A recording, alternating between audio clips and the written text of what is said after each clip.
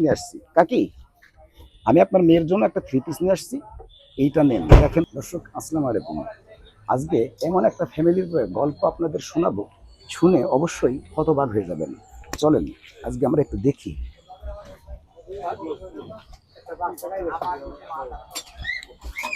কাকা আসসালামু আলাইকুম, আপনি ভালো আছেন? আল্লাহ পাক রেখেছেন। আচ্ছা, আমরা জানতে পারলাম যে আপনি নাকি ফ্যামিলি নিয়ে এইখানেই দোকানদারি করেন, অর্থাৎ আপনি নাকি অসুস্থ, আপনার স্ত্রী এবং মেয়ে নিয়ে আপনি দোকান চালান। আসলে এই বাস্তব কি একটু বলেন তো? বাস্তব দোকান চালায় আমি, ছেলে মেয়ের সব কিছু বিয়ে শাদী দিয়ে থুয়ে এখন আর কিছুই আমার না থাইলেও ভাবে জমি জাতি কোনো কিছুই নাই। আমরা এইটা শুনছি যে আপনি নাকি নিজের বাসায়ও ঠিক মতো থাকেন না। হ্যাঁ। অনেক রাত্রে বাসায় যান, না, সকালবেলা সকালে আমি হেনেই রয়েছি, একসাথে চাটা তৈরি করে একসাথে খাই, একসাথে থাকি। আপনি গ্রামের বাড়িতে কতক্ষণ থাকেন? ওই ঘুমানো পর্যন্ত। কয়টার সময় বাসায় যান? 8টা, ইশারা দান পর 8টা 9টা। আবার সকাল কয়টার সময় আসেন দোকানে? সকাল ফজরে আজান দিলে ওই সময় নামাজ কালাম। তার মানে আপনি 8টা থেকে সকাল 6টা পর্যন্ত বাসায় থাকেন, রাত বাকি সময় এখানেই থাকেন। এইখানে কি সব সমস্ত ফ্যামিলি নিয়ে থাকেন? একেবারে সব কিছু এখানে, আর আমার আর কিছুই নাই, যাই আছে এখানে। আচ্ছা, আমরা ওই দোকানে বসে কালকে চা খাইছিলাম, খাওয়ার পরে আপনাদের এই ফ্যামিলির কথা আমরা শুনলাম, শুনে আমি আপনাদের এই দোকানে আসলাম, এসে আপনার কাছে বিস্তারিত জানলাম যে আর খুব আপনার সন্তানাদি কতজন? গড়ে 6 জন। 6 জন। জি। কয়টা ছেলে কয়টা মেয়ে? 2টো ছেলে 4টে মেয়ে। ছেলে দুইটা কি করে? ছেলে দুটো একটা হাফেজি মৌলানা কিছুদিন পড়েছে, পড়ায় তিনি বিয়ে শাদী করে এখন চাকরি করে ঢাকায়। আর বড় ছেলে চাষবাস করে, আমার কাছেই আছে। ছেলে পেলে সবাই আমার কাছেই আছে। ছেলে, আপনার যে দুইটা ছেলে আছে, সেই দুইটা ছেলে কি আপনার সাথে একত্রিত হয়ে আছে না না, আলাদা? কিন্তু আমার বিটাই আছে। আমার আপনাদের কি খরচ খরচা দেয়? কিছু কাপড় চোপড় কিনে দেয় আমাদের। বছর একবার? হ্যাঁ। তাছাড়া তেমন দেখে না? না তেমন একটা দেখে না, না তেমন একটা দেখে না।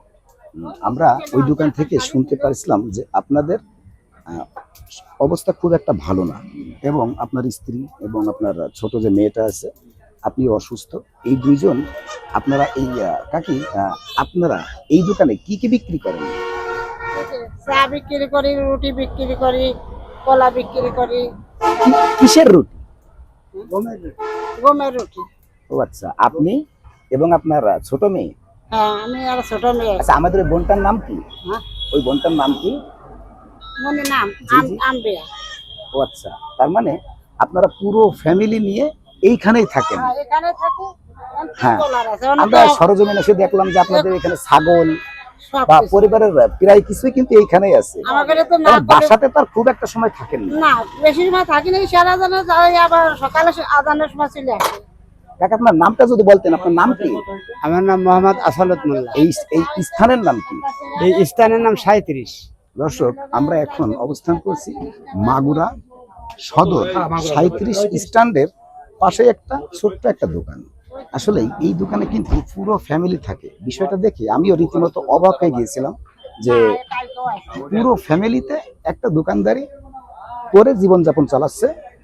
আসলে এই বিষয় নিয়ে আর কিছু বলার নেই, তবে কাকা, আমাদের কাছে আপনার মেয়ের জন্য একটা থ্রি পিস নিয়ে আসছি। কাকি, আমি আপনার মেয়ের জন্য একটা থ্রি পিস নিয়ে আসছি। এইটা নেন, দেখেন তো কেমন হয়েছে, খোলেন তো। আপনি খোলেন।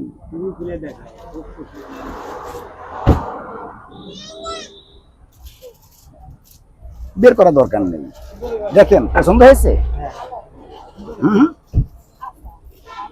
এবং আপনার জন্য একটা গেঞ্জি। আলহামদুলিল্লাহ। আপনি এটা খোলেন তো, দেখেন পছন্দ হয় কিনা।